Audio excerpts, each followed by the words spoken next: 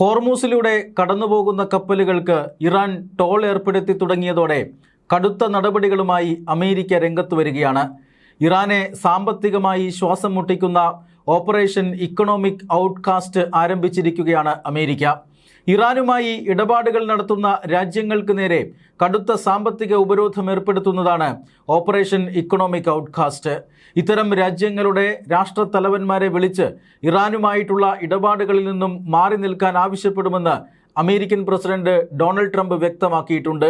പിന്നാലെ അമേരിക്കയ്ക്ക് അതീതമായി ഒരു രാജ്യവും വളർന്നിട്ടില്ലെന്ന ഭീഷണി അമേരിക്കൻ ട്രഷറി വകുപ്പും പുറത്തിറക്കിയിട്ടുണ്ട്.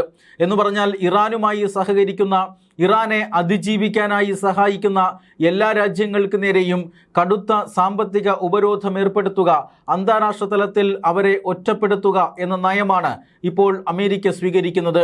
ഇങ്ങനെ ഇറാനെ സാമ്പത്തികമായി ബുദ്ധിമുട്ടിലാക്കുക, സാമ്പത്തികമായി പ്രതിസന്ധിയിലാക്കുക, അങ്ങനെ ഇറാനെ അമേരിക്കയുടെ വരുതിക്ക് കൊണ്ടുവരിക എന്ന തന്ത്രമാണ് അമേരിക്ക ഇപ്പോൾ പയറ്റുന്നത്. നേരത്തെ ഹോർമൂസ് കടലിടുക്കിൽ ഉപരോധം പ്രഖ്യാപിച്ചുകൊണ്ട് ഇറാന്റെ എണ്ണ വിൽപ്പനയെ തടസ്സപ്പെടുത്തിക്കൊണ്ട് അമേരിക്ക വലിയ രീതിയിലുള്ള സേനാവിന്യാസം ഹോർമൂസ് കടലിടുക്കിൽ നടത്തിയിരുന്നു.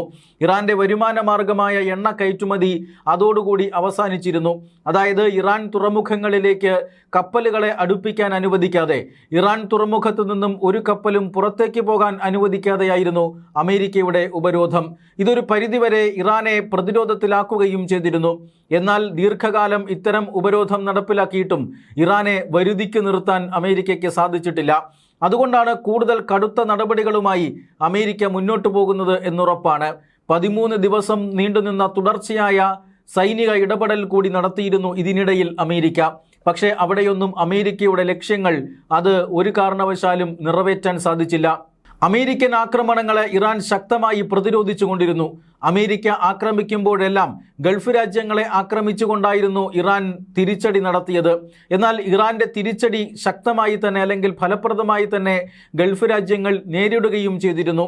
ഇക്കാര്യങ്ങൾ, അല്ലെങ്കിൽ സൈനിക നടപടികൾ കൊണ്ട് ഫലമില്ലാതായപ്പോഴാണ് അമേരിക്ക സാമ്പത്തികമായി ഇറാനെ ശ്വാസം മുട്ടിക്കാനുള്ള നടപടികൾക്ക് തുടക്കം കുറിച്ചിരിക്കുന്നതും അതിന് ഓപ്പറേഷൻ ഇക്കണോമിക് ഔട്ട്കാസ്റ്റ് എന്ന പേര് നൽകിയിരിക്കുന്നതും. ഇതുവരെ 60 സ്ഥാപനങ്ങൾക്കും കപ്പലുകൾക്കും വ്യക്തികൾക്കും നേരെ അമേരിക്ക ഉപരോധം പ്രഖ്യാപിച്ചു കഴിഞ്ഞിരിക്കുന്നു. ഇറാന്റെ കള്ളപ്പണം വെളുപ്പിക്കാൻ സഹായം നിൽക്കുന്ന രാജ്യങ്ങളെ അമേരിക്ക ഡോളർ വ്യവസ്ഥയിൽ നിന്ന് പുറത്താക്കും.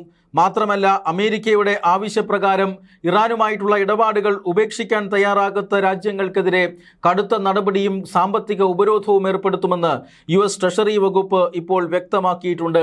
എന്നാൽ ഇറാന്റെ വ്യാപാര പങ്കാളികൾ അമേരിക്കയുടെ ഭീഷണിയെ തള്ളിക്കളയുമെന്നാണ് ഇറാൻ ഇപ്പോൾ അവകാശപ്പെടുന്നത്. അമേരിക്കയുടെ ഈ വ്യാപാര യുദ്ധം, അല്ലെങ്കിൽ അമേരിക്കയുടെ ഈ സാമ്പത്തിക യുദ്ധം, അതിനെ ഇറാൻ മറികടക്കുമെന്നും സൈനികമായി ഇറാനെ ഒന്നും ചെയ്യാൻ കഴിയാത്തതിൻ്റെ ാണ് മറ്റു രാജ്യങ്ങൾക്ക് നേരെ അമേരിക്ക ഇപ്പോൾ ഉപരോധം ഏർപ്പെടുത്താൻ നടക്കുന്നതെന്നുമാണ് ഇറാന്റെ നിലപാട്. എന്തായാലും അമേരിക്കയുടെ ഈ പുതിയ ശ്രമങ്ങളെയും ഇറാൻ പുച്ഛിച്ചു തള്ളുകയാണ് എന്നുറപ്പാണ്. പക്ഷേ ഈ ഓപ്പറേഷൻ ഇക്കണോമിക് ഔട്ട്കാസ്റ്റ് എന്ന് പറയുന്ന ഈ സാമ്പത്തിക ഉപരോധം ഇന്ത്യ അടക്കമുള്ള രാജ്യങ്ങളെ ദോഷകരമായി ബാധിക്കാനുള്ള സാധ്യതയുണ്ട് എന്നും വിലയിരുത്തപ്പെടുന്നു. കാരണം ഇറാനുമായി ഇന്ത്യക്ക് തന്ത്രപരമായ ചില ബന്ധങ്ങളുണ്ട്. ഇറാനിൽ നിന്നും എണ്ണയും LPGയും അതുപോലെ തന്നെ ഫാർമസ്യൂട്ടിക്കൽ ഉൽപ്പന്നങ്ങളുമെല്ലാം ഇന്ത്യ ഇറക്കുമതി ചെയ്യാറുണ്ടായിരുന്നു. ഇത് ഈ വ്യാപാര ബന്ധത്തിൽ ഇപ്പോൾ വലിയ വിള്ളലുകൾ വീഴാനുള്ള സാധ്യതയുണ്ട്.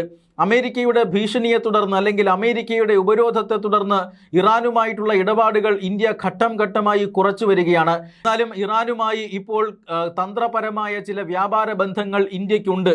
കഴിഞ്ഞ ഏതാനും ദിവസങ്ങൾക്ക് മുമ്പാണ് ഇറാന്റെ മേലുള്ള എല്ലാ ഉപരോധങ്ങളും അമേരിക്ക നീക്കം ചെയ്തത്. അന്ന് തന്നെ ഇറാൻ ആദ്യം സമീപിച്ചത് ഇന്ത്യയായിരുന്നു. ഇന്ത്യക്ക് ഡിസ്കൗണ്ട് നിരക്കിൽ ഇറാനും എണ്ണ നൽകാൻ തയ്യാറാണ് എന്നാണ് അന്ന് ഇറാൻ അറിയിച്ചിരുന്നത്. അതായത് ഇന്ത്യ ലോകത്തിലെ തന്നെ ഏറ്റവും വലിയ പെട്രോളിയം ഇമ്പോർട്ടർമാരിൽ ഒരു രാജ്യമാണ്. അതുകൊണ്ട് തന്നെ ഇന്ത്യക്ക് എണ്ണ വിൽക്കുക എന്ന് പറഞ്ഞാൽ അത് എണ്ണ വിൽക്കുന്ന രാജ്യങ്ങളെ സംബന്ധിച്ചിടത്തോളം വളരെയധികം ലാഭകരമാണ്. അല്ലെങ്കിൽ എണ്ണ കെട്ടിക്കിടക്കുന്ന ഒരു സാഹചര്യം ഉണ്ടാവുകയില്ല. അതുകൊണ്ട് തന്നെ ഇന്ത്യക്ക് എണ്ണ വിറ്റുകൊണ്ട് അന്താരാഷ്ട്ര വിപണിയിലേക്ക് രാജ്യങ്ങളിലേക്ക് ഈ ഉപരോധങ്ങളെ മറികടന്ന് പുറത്തേക്ക് വരാനാണ് ഇറാൻ അന്ന് ശ്രമിച്ചത്. എന്നാൽ വീണ്ടും അമേരിക്കയും ഇറാനും തമ്മിലുള്ള ബന്ധം വഷളാകുന്നു. അതിൻ്റെ പേരിൽ ഉപരോധങ്ങൾ വീണ്ടും പ്രഖ്യാപിക്കപ്പെടുന്നു. എന്നാൽ ഇപ്പോൾ ഇറാനെ ഒന്ന് അനുകമ്പയോടുകൂടി നോക്കുന്ന രാജ്യങ്ങൾക്കെതിരെ പോലും സാമ്പത്തിക ഉപരോധം ഏർപ്പെടുത്താനാണ് അമേരിക്ക ശ്രമിച്ചുകൊണ്ടിരിക്കുന്നത്.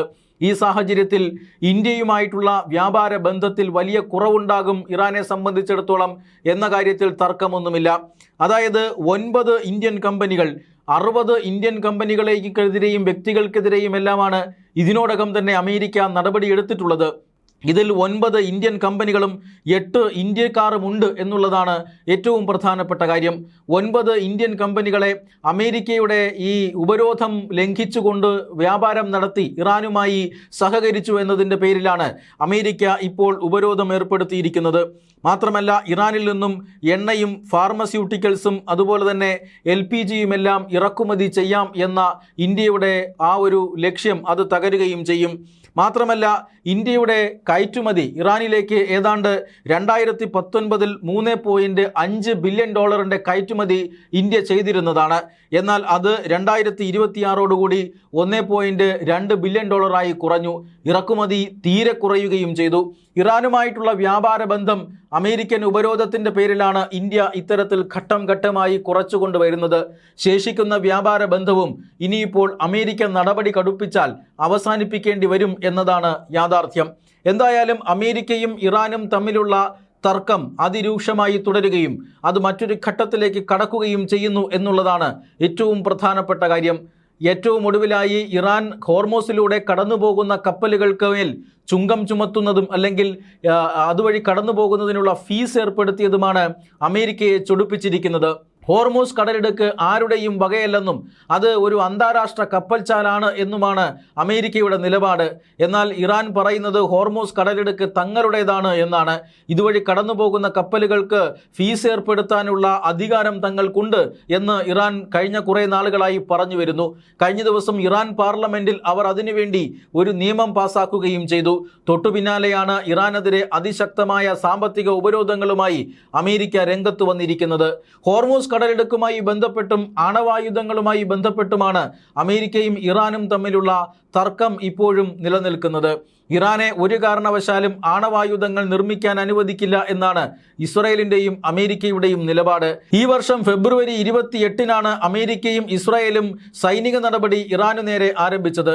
ഇറാന്റെ കയ്യിലുള്ള ആണവായുധങ്ങൾ പിടിച്ചെടുക്കുക എന്നതായിരുന്നു ഇറാന്റെ ഭരണകൂടത്തെ മാറ്റി അവിടെ മറ്റൊരു ഭരണകൂടത്തെ സ്ഥാപിക്കുക എന്നതുമായിരുന്നു ഈ ആക്രമണ ലക്ഷ്യങ്ങൾ. 2 ലക്ഷ്യങ്ങളും നേടാൻ അമേരിക്കയ്ക്കോ അതുപോലെ തന്നെ ഇസ്രായേലിനോ ഇതുവരെയും സാധിച്ചിട്ടില്ല.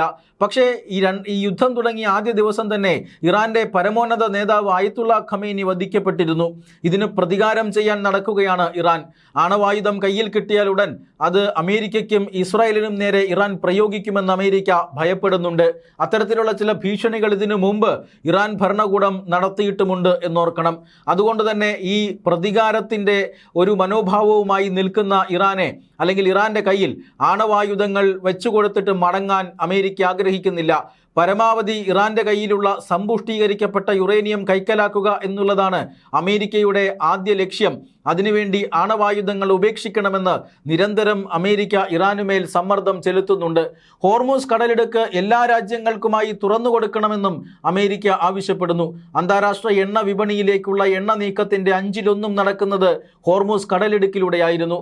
എന്നാൽ ഇപ്പോൾ ഹോർമൂസ് കടലിടുക്കിനെ ബൈപ്പാസ് ചെയ്ത് ഈ ആവശ്യങ്ങൾ നിറവേറ്റാനായി മറ്റ് രാജ്യങ്ങൾ ശ്രമിച്ചു തുടങ്ങിയിരിക്കുന്നു. ഇത് ഇപ്പോൾ ഹോർമൂസ് കടലിടുക്കിൻ്റെ പ്രാധാന്യത്തെ പോലും കുറച്ചിരിക്കുന്നു.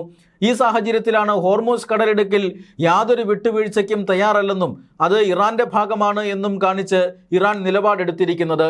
എന്നാൽ അമേരിക്ക ഹോർമൂസ് കടലിടുക്ക് അമേരിക്കൻ ടെറിട്ടറിയാണ് എന്ന് പ്രഖ്യാപിച്ചിരിക്കുകയാണ്. എന്തായാലും വലിയ സേനാ വിന്യാസം ഹോർമൂസിൽ അമേരിക്ക നടത്തിയിരിക്കുന്നു.